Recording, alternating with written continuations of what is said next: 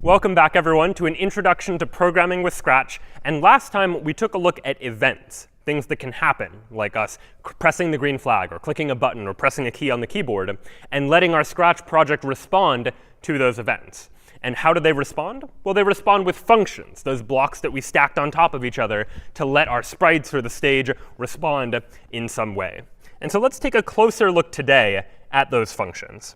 We've seen already that we can have the cat move, for example, just by using a block like this. Move 10 steps, such that when I click on this block, the cat moves by 10 steps. And we discussed before that these functions, these blocks, can accept input.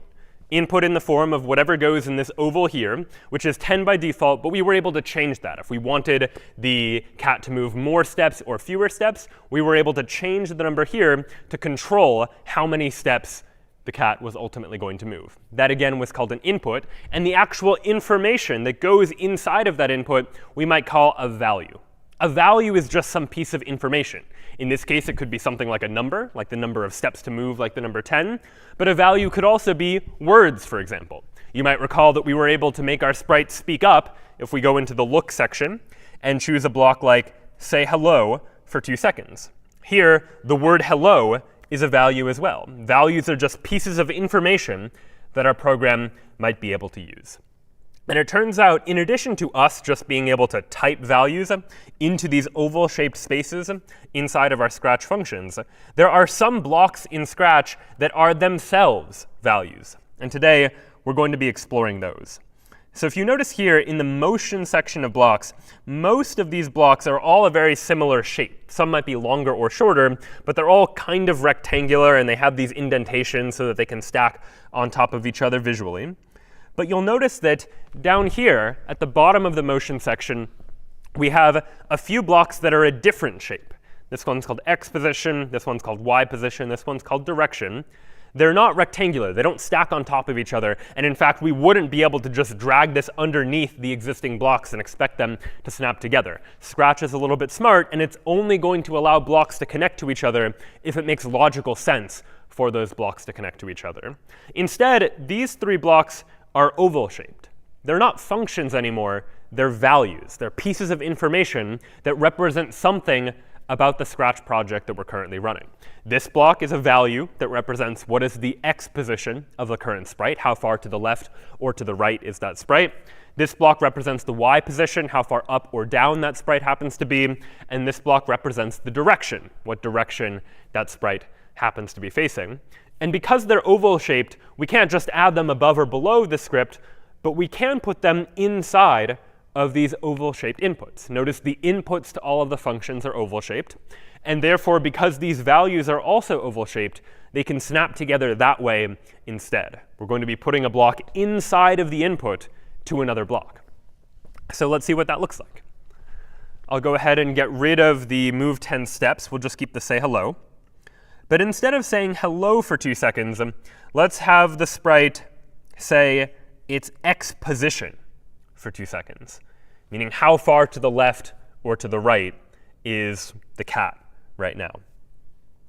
And I'll have this happen when the flag is clicked, so I'll add an event. When the flag is clicked, go ahead and say your X position for 2 seconds. And now when I click the flag to start the program, let's see what happens. The cat says 10. It's saying its current X position, which we can see down here. Its X position is 10. And if we drag the cat far to the right, for example, now click the green flag, and you'll see it's going to say a bigger number, 175. And if we drag the cat far to the left, now it's going to say a smaller number, negative 161. And if we want, we could have it say both its X position and its Y position. I'll add another say block. And instead of saying the X position, let's go back into motion, and let's choose Y position. Now it's going to say its X value for 2 seconds, and then its Y value for 2 seconds. I'll click the green flag. It says negative 161, negative 13. And so these values, these oval-shaped X position and Y position blocks, they're no longer functions. These are just values that we can put in any spot inside of our functions where they have an oval-shaped input, where we could add something into that oval to describe what we want the cat, in this case, to say. And right now it's saying the x position for 2 seconds, and then its y value for 2 seconds, which is fine. But maybe I'd like the cat to say them together, to say, like, here's where I am right now. And to do that, I need some way of combining these values. I need to combine the x location and the y location of this cat. And here's where we're going to introduce another new concept within Scratch and within programming more generally, and those are operators. An operator is going to accept values as its own input, and the operator is going to produce a new value for us. And so one operator, for example, this very first one, is plus. It will take two values, maybe like 1 and 2, and we add them together, and it's going to give us 3. So what would that look like? I'll disconnect these for now, just so we can try something a little different. I'll go into looks, have it say something for 2 seconds. But instead of saying hello for 2 seconds, let's have it say 1 plus 2 for 2 seconds. Now I press the green flag to start the program, and the cat says 3. This operator, this green block here, is performing the task of addition. It accepts 2 inputs, 2 values of its own as inputs, the 1 and the 2. And then this entire oval block is going to calculate what is 1 plus 2. It's going to be 3. And because that's inside of this say block, now the cat is going to say the number 3 for 2 seconds. And so we have blocks to perform math, like addition, subtraction, multiplication, and division. We have other blocks as well. And the one I'm interested in right now is this one down here called join. Right now it says join apple and banana. But you could use this for any characters that we might want to join together. And what it's going to do is it's going to take 2 different values, and it's just going to combine them together into one. And so I would like to combine together the x location of the cat in addition to the y location of the cat. And so let's use the join operator to do just that. I'll get rid of this block that was just doing some math, and instead take this join block, and I want to join together the x position and the y position. Notice that these ovals snap into place because the 2 inputs in the join block are also oval-shaped. Now I don't need 2 says, I only need 1. And let's take this join block and put it inside of the say block. And notice the say block 2 will grow in order to make room for the block that's inside of it now. And now I have a block inside of a block inside of another block. The say block has this join block in it, and inside the join block are the x and y values as well. And so now, when I press the green flag, notice what happens.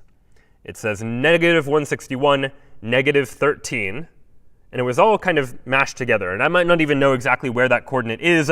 So if I wanted to, I could change the backdrop. Let's give myself a grid. I think there's a grid backdrop if I do a search for grid. Yeah, here's an xy grid. So I can see on an xy grid kind of where the cat is on this plane. I'll press it again. -161, -13, that's fine. But maybe if you've used math before, you're more used to like x comma y. You see one value, comma, another value, instead of them just being right next to each other without even a space in between them. So how could we do that? How could we add a comma just to separate the x value from the y value a little bit more? Well, I can use another join. This is going to look a little bit complicated, but here's what I'm going to do. Instead of joining together the x position and the y position, let me first take a comma and a space and join that with the y position, and then put that join inside of the input to the other join. So this is starting to get a little bit more complicated, but let's try and break down exactly what's happening here. I've got a lot of blocks nested inside of other blocks, but here I'm saying something. What am I saying? Well, I'm joining together these 2 things. I'm joining the x value of the cat and this block here. And what is this block? Well, that block is joining together a comma and the y value of wherever the cat happens to be. So taken all together, what does this big oval now do? Well, it's going to take the x position and then take a comma and then the y position. And that all together is going to be what goes inside of the say block. So we're starting to nest a lot of blocks inside of each other. But the net result is that if I take the cat and move it to near the middle of the stage, for example, press the green flag, it's going to say 4, 3. That's where in the world it happens to be. If I move its location somewhere else and press the flag again, it's going to give me some different numbers. But now it's saying it all at once, one value, comma, another value. And if I wanted to make this a complete sentence, I can even add one more join. Let me say, I am at, and then take this whole big join block that says its position and put that on the other side of the join. And now have the cat say all of this. I am at x, comma, y. And so now if I drag it down here, it says I am at -30, comma, -96. If I drag it here, the cat says I am at 49, comma, 61. And so using these values and operators, we can start to combine values together and start to make some more interesting projects as well. And we did this just now with the x position and the y position, but there's also this direction block that we could do this with too. If we wanted the cat to not only say where it is, but also what direction it's facing, you could imagine using that direction block so the cat could say, I am pointing at 90-degree angle, or I am pointing at a 45-degree angle, for example. And we could have it use that value inside of its blocks as well. So let's try something a little different now. We've taken a look at these motion values. Let's look at what other values we might have. I'll keep scrolling down inside of Scratch's interface. And under the look section, we have a whole bunch of other functions that we've used before. We've used the say block. We've used the switch costume and switch backdrop blocks. We've used change size. Notice down below, though, we also have a couple of blocks that are not the shape of the normal functions. They're instead oval-shaped, meaning they are values. We have one for the costume number. We have one for the backdrop number. And we have one just called size. And size, in this case, is going to represent how big or small our sprite is. Remember that our sprites start out at 100% size, but we have already seen how we can make them smaller or we can make them bigger. So when might we want to use something like the size block to know how big or small a particular sprite is? Well, let's take an example. Let's imagine we're not using the cat anymore. I'll go ahead and delete the cat. And I'll change the backdrop back to our plain white backdrop. Let's pick out a new sprite, go into animals, and let's grab the hedgehog. And if I wanted the hedgehog to move, I wanted the hedgehog to move every time I pressed the right arrow, for example. We saw last time how we could do that. I add an event saying not when the space key is pressed, but when the right arrow is pressed. Now I want the hedgehog to move 10 steps. So if I drag it over to the left, I press the right arrow, and it's moving. And that seems like a reasonable pace for a hedgehog of about that size. But if I made the hedgehog much smaller, let's try 50%, and now have it move. Notice that it's moving, because it's smaller, it's still moving 10 steps every time. It's moving maybe a little bit fast for how big it is. I might like to change this so that my program's a little bit more responsive to how big or small a sprite happens to be. If a sprite is bigger, then it's probably taking bigger steps. I want it to move more every time. And if a sprite is smaller, well, then it's probably taking smaller steps, so I want it to move less every time. And so instead of moving 10 steps, I'll change the size back to 100. But instead of moving 10 steps, let's have it move size steps. Size is a value representing how big or small the hedgehog is. And I'll drag it inside this oval-shaped input. It snaps right into place because it is oval-sized. And now, instead of moving 10 steps every time, it's going to move a number of steps dependent upon the size of the hedgehog. And so because this hedgehog is 100% size, now when I press the right arrow, it's moving 100 steps every time. And that's probably too fast. I want to cut down on this a little bit. And here's where we can start to do maybe a little bit of math. Let's go into operators. And let's use division. Division I can use to cut down on the size of something, make the number smaller. Let's do size divided by 10. You could play around with this and decide what you want it to be. And so now what's going to happen? Let's try and analyze the math of this a little bit. If the size of the hedgehog is 100, meaning it's full size to begin with, then every time I press the right arrow key, we're going to move size divided by 10 steps. The size is 100. 100 divided by 10 is just 10. And so the hedgehog is going to move 10 steps. What if the hedgehog were smaller? What if the size was 50? Well, then the hedgehog is going to move 50 divided by 10 steps, meaning it's only going to move 5 steps, smaller steps for a smaller hedgehog. What if the hedgehog were bigger? What if its size was 200? Well, then it's going to move 200 divided by 10 steps. In other words, it's going to move 20 steps every time we hit the right arrow. It's moving more steps because it's a bigger animal. And so now when I press the right arrow, it's moving 10 steps every time. If I change the size of the hedgehog, make it a little bit smaller, size 50, now it's moving only 5 steps every time I press the right arrow. And if I make it bigger, make it size 200, now it's going to be moving 20 steps every time I press the arrow as well. And so we can start to use these values to get information about our sprite, where it is in the world, how big or small it is, and use that to affect the way that our program behaves by using not just values that we type in, but by using values that are given to us as part of Scratch to make it work too. And so I'll go ahead and change the size back to 100. I'll go ahead and center the hedgehog again so it's back in the middle. And let's try something else fun in these operators. One thing I'm noticing in these operators is that we can do math. We've seen like addition and division, and there's also subtraction and multiplication. We've seen how we can join two words together with this like join apple and banana block. There's another block that looks interesting. Pick random 1 to 10. Pick random 1 to 10 is a type of block that's going to let us add a little bit of randomness into our project. Right now, most of our projects are just doing the same thing every time, unless we use like the random position movement, which we used a couple of times. But pick random will just pick a random number for us so that we can let the project do something different each time we run the project. And so just for fun, I might say, when the flag is clicked, let's go ahead and go to motion and have the hedgehog point in a particular direction. And instead of always pointing in direction 90, let's have the hedgehog pick a random number between 0 and 90. And we've put that value inside of this point in direction block. And so now every time I press the green flag, what's going to happen? We're going to pick a random number between 0 and 90, and the hedgehog is then going to point in that direction. So I can try it. I'll press the green flag, and the hedgehog tilts slightly. I'll press it again. Now it's facing a totally different direction. I'll press it again. Now it's facing a different direction. And every time I press the flag, it's going to calculate a random number between 0 and 90, and the hedgehog is then going to point in that direction. And so randomness can add a little bit of fun to your projects as well, so that there's something surprising every time you run the project, where it's not always going to be the same thing every single time.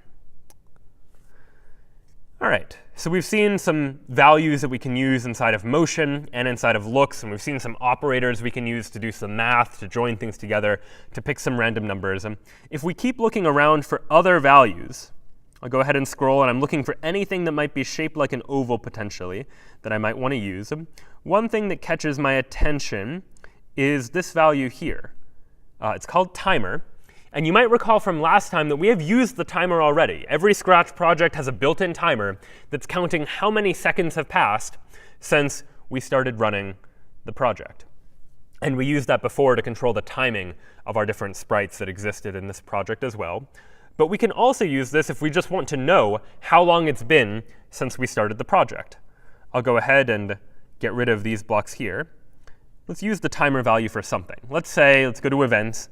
When the sprite is clicked, when I click on the hedgehog, let's go ahead and have the hedgehog say whatever the value of the timer is. I'll go ahead and change the hedgehog's direction back to 90, so it's still facing the right again. And now I'll press the green flag to start the project. The project's now started. And now when I click on the hedgehog, it says it's been 4.45 seconds since we started the project. And I'll press it again. It's been 9.90 seconds since we started the project. And honestly now, I don't really need to know that number in all that much detail. I don't care if it's 9.90 versus 9.91, for example. I just want to know, has it been 9 seconds or 10 seconds or 11 seconds, for example. And so what I could do in this case is go back to operators. And there's an operator here called round. And round, if you're familiar with it from math, just takes a number and rounds it to a whole number. So if I have 9.9, it's just going to say, you know what, let's call that 10. It rounds up to 10 seconds. So we'll take the timer, put it inside of the round operator, and we'll take the round operator and put it inside of the say block. Now we're saying the rounded version of the timer for 2 seconds. Now I click on it, and it's been 58 seconds now, not 58 point something, for example. I wait a few more seconds, now it's been 63 seconds since the start of the project. And so these values give you a lot of ability to know something about what's going on inside of the project, and Scratch just figures out what each of these values should be. It knows what the X position and Y position and size is for any given sprite. It knows how long it's been since we started running the project, so it knows what the value of the timer should be. But there's some other values that the user can have a little bit more control over as well, and that's where our projects can get even more interactive and even more interesting. Let's take a look now. I'll go ahead and get rid of the hedgehog, and we'll bring back the cat. Let's take a look now at the sensing section of blocks, which we haven't really looked at just yet. But notice this block here. Ask what's your name and wait. This is an interesting block. It is a function. It's shaped like all of those other function blocks. And it seems to be asking the user a question. It's asking something like, what's your name? And what's your name here, this, if you'll recall, is the input to the function. Anything in this oval shape in a function block, that's an input to the function. It's telling this function, what question should you ask? By default, the question is, what's your name? But the question might be different. We could ask whatever question we want. But the user is going to type in an answer. And that answer is going to then be the output of this function. And we haven't really seen outputs too much just yet. These outputs, also called return values, are values that come back after we run a function. And it turns out this ask what's your name and wait block has a return value. And the return value is this value here, which is called answer. This block here, answer, is going to be a value that stores whatever it is the user typed in response to that question. So we can ask the user a question, and based on what the user answers, we can use that answer later on in our program somewhere. So let's give that a try. Let's try that out and see what we can do. I want to say that when the green flag is clicked, when I first start this project, let's go to sensing and choose the ask what's your name and wait block. And when you do that, let's go ahead and just say it back to them. I'll go to say hello for 2 seconds. I don't want you to say hello for 2 seconds, though. I want you to say the answer for 2 seconds. Whatever it is the user typed in when they were asked that question, that's going to be this return value called answer. And we're now using answer later in the project to say the answer for 2 seconds. So now when I run this program, the cat asks a question. What's your name? And we haven't moved on in the program yet. The program is waiting, and it's waiting for me to answer the question. It's waiting for me to type in my name. I'll type in Brian. I'll press return. And the cat now says my name back to me. And if I wanted to, I could make it a little bit more friendly. I can go into operators, and let's use that join again. Instead of saying answer, let's have it say hello, comma, and then the answer. So I'm using that join operator to combine two values together, and I'm using that inside of the say block. Now, when I press the green flag, what's your name? I say Brian, and the cat says, hello, Brian, for example. And so we can ask the user questions and use their answer inside of the program, and that opens up a lot of interesting doors for what it is that we can do with our Scratch project. Remember before, we've been using move to move a certain number of steps, and we could say move 10 steps or move 20 steps, for example. Let's ask the user how far we want to move. Let's ask how many steps. And then instead of moving 10 steps, we'll go into sensing. We'll grab the answer, that return value, and let's move answer steps. Whatever the user typed in, that's how many steps I want to move. So I'll drag the cat back to the left-hand side. We'll press the flag. How many steps? Well, if I type in 10, we move 10 steps. Let's try it again. How many steps? I'll type in 50, something bigger. Now we move 50 steps. Press it again. How many steps? Let's try 200. And the cat moves 200 steps when I type in that number. So whatever number I type in, that's the return value of the function. That becomes the answer. And because I'm using the answer inside of this move some number of steps block, that's going to result in me, the user, being able to control, as by typing it into my keyboard, how far I actually want the cat to move. And I can use this for other blocks too. Right? We've seen before that we have the ability to set the x value to something to make it go somewhere. And we've also seen that we can set the y value to something to have it go somewhere else. So I can ask pick x, and then let's set x to that answer. Then ask pick y, and set y to the new answer. So now I press the green flag, pick x. Let's pick 50. Pick y. Let's pick negative 100. And the cat goes to 50 and negative 100. If I wanted to go back to the center, pick x, I'll pick 0. Pick y, I'll pick 0. And the cat goes back to the center. And so you can ask multiple questions, too. Each time answer is just whatever the answer was to the most recent question. And using the answers to those questions, we can start to do some interesting things. We can have the cat move around to various different places. And we can even use this in other blocks that control our project as well. Let's get rid of the cat for now and bring back another animal we've used before. We'll bring back the bear. And the bear has a few costumes, you might remember. If we go into costumes for the bear, we see that there's this one costume called Bear A, where the bear looks like this. And there's another costume called Bear B, where the bear looks like that. I'm going to go ahead and rename these costumes. It turns out you can name costumes whatever you want to call them. But I'm going to call this costume 4, just the number 4, because the bear is on 4 legs. And I'll give this costume a name 2. I'll give it the name 2, because the bear is on 2 legs. Now, why am I doing this? Well, it's because of what I'm about to show you, which is let's add an event. When the flag is clicked, I want to ask a question. And the question I'm going to ask is, how many legs? And now what I'll do is I'll go into looks, and I'll say switch costume 2. And notice that switch costume 2 also has an oval-shaped input next to it. This oval-shaped input is a drop-down where I could choose which costume I want the bear to use. But because it's oval-shaped, I can just put my own value inside of that oval if I want to. And let's, instead of using the drop-down, let's just have it go to the answer. And so now I press the green flag. The bear asks, how many legs? Let's say 4 legs for the bear. And now the bear's on 4 legs. If I want the bear to stand up, I'll press the green flag again. It says how many legs? I press 2, and the bear stands up. And again, the reason that's happening is because when it asks how many legs, I type in something like 2 as my answer. And so this block runs. We're going to switch costume 2, in this case, 2. And because I named my costumes after those answers, you'll remember that if I go back to the Costumes tab, I had given those costumes particular names. I called one of the costumes 4 for the 4-leg version, and one of the costumes 2 for the 2-leg version. Well, then I can use those blocks to control how many legs the bear is ultimately going to be standing on. And that works for costumes, and it works for other parts of Scratch's interface, like backdrops, for example. So we could try that out, too. I'll go ahead and get rid of the, well, we'll keep the bear for now, but I'll get rid of the question.